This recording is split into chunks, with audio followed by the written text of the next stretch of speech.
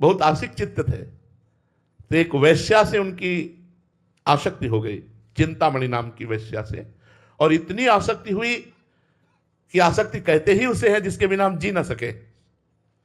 उसको देखना, उसके पास रहना, उससे बात करना, उसको सुखी खुशी करना, यही आसक्ति का लक्षण होता है। जिसके प्रति हो जाए, भगवान के प्रति हो जाए, गुरु के प्रति हो जाए, या संसार के प्रति हो जाए, दर्शन, स्पर्श, संभाषण, खान पान, बोलचाल, ये वो हर समय चिंतामणि का ही मुख ताकते रहते। चिंतामणि को धन चाहिए था, पूरे घर का धन धीरे धीरे करके चिंतामणि को दे दिया। बिल्कुल सारांश में सुना रहे। आखिरी में सुहाग की बेदी अपनी पत्नी की लेकर के गए, तो उसने कहा ये तो सौभाग्य चिन्ह है, तुम्हारा ब्याह हो गया है? बोले जी। पत्नी से कभी मिले? आज तक नहीं। ये सुहाग चिन्ह चुरा के लाए? नहीं, उसने खुशी से दिया है कि जिसमें तुम्हें सुख मिले वही तुम करो। अपने प्राणों को न्यौछावर करके वो हमारे प्रति, बोले धिक्कार है तेरे को।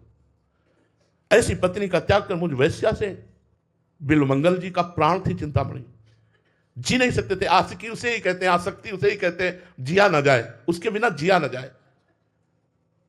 अब जिसको परिवार नष्ट, धन नष्ट, और जहां आसक्ति थी वहां से ठोकर लगा दी, बड़े विचलित हो गए, रोना आया। चिंतामणि तुम्हारे बिना नहीं जी सकता। और भगवान चिंतामणि की बुद्धि में बैठ गए। उसके आदमियों ने धक्का मारकर बिल्वमंगल जी को बाहर कर दिया। जब किसी को कोई ठौर नहीं मिलती तो एक ठौर है सर्वेश्वर भगवान की शरण, उसे याद आई भगवान की। तो भक्तों के संग में भगवान की प्राप्ति का मार्ग खुलता है। भक्तों के संग से सब छोड़ करके उन्होंने गुरु बनाया, मंत्र लिया, नाम जप शुरू किया, पर हृदय वही चिंतामणि की आसक्ति में बेचैन कर देता।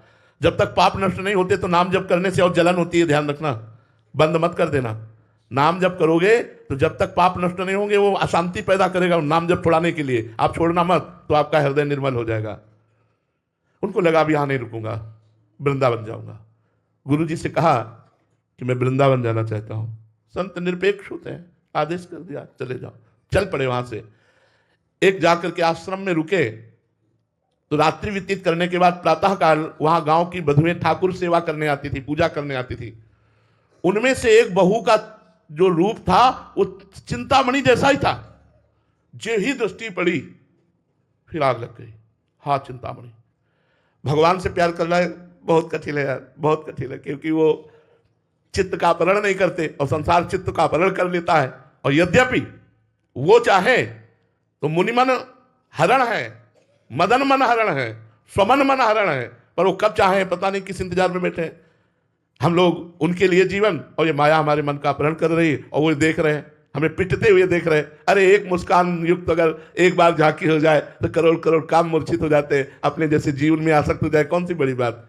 बिल्वमंगल जी पागल हो गए, उस बहू के पीछे चल दिए।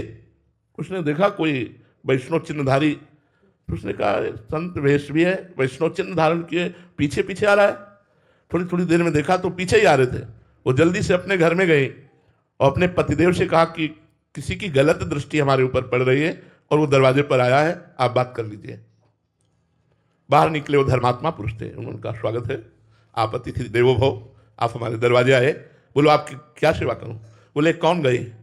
बोले हमारी अर्धांगिनी है, धर्म पत्नी है। बोले एक बार भर नेत्र देखना चाहता हूं, एक बार मुझे देखने दो। वो धर्मात्मा पुरुष थे। उन्होंने कहा महाराज स्वागत है, आप बैठिए, अभी हम आदेश करते। पत्नी से कहा जाइए, अतिथि हैं, वो आए हैं और हम हैं, इसलिए तुम डरो मत। पति की आज्ञा मानकर गई। जो सामने गई, चेहरा देखा, भारी जलन पैदा हुई। अरे दुष्ट नेत्रों, संसार के रूप को देख करके पूरा जीवन बर्बाद कर दिया और भगवान के रूप के लिए चले आज फिर संसार में फंसा दिया। देख ले भर नेत्र इस रूप को, आज के बाद दोबारा तुझे संसार नहीं देखने दूंगा। अंदर संकल्प किया और कहा देवी एक काम कर सकती हो? तो उनका बोलिए। बोले 2 सुई ला के दे दो। उसने सहज में 2 सुई घर ही था ला के दे दी। हे कृष्ण, जिन नेत्रों ने आपके दर्शन से मुझे वंचित करके फिर संसार के रूप में फंसाया, आज मैं उन नेत्रों को आपको समर्पित करता हूं। और दोनों नेत्रों में सुई चुभोली। अब जो जन्म से अंधा होता है उसका अभ्यास होता है चलने का, वो तो तत्कालिक अपने नेत्रों को भगवान के चरणों में समर्पित कर दिए, चले वृंदावन के लिए। अब कोई साथ नहीं तो एक रास्ते में सूखा हुआ कुआं था, उसमें गिर गए। अब आंखों से दिखाई नहीं देता, पास कोई है नहीं।